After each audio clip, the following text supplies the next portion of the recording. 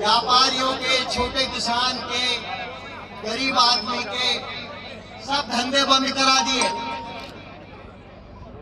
आज जो आप क्राइम बढ़ रहा है उत्तर प्रदेश में, सारे देश में, उसका सबसे बड़ा कारण नोटबंदी है, क्योंकि अब कोई काम किसी नौजवान के पास नहीं रह गया।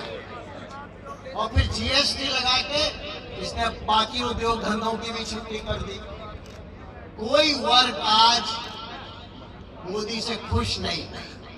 मोदी के मन की बात सुनते थे ना, रेडियो पे बोलता था भाई, टीवी पे बोलता था, महीने में एक बार। अब सुना कि नहीं सुना?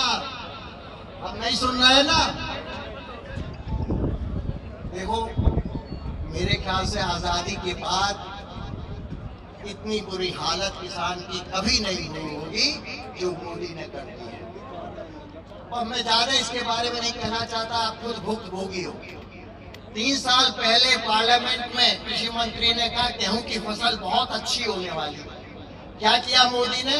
30% ड्यूटी दी गेहूं इंपोर्ट करने की, उसको घटा के 0% कर दिया।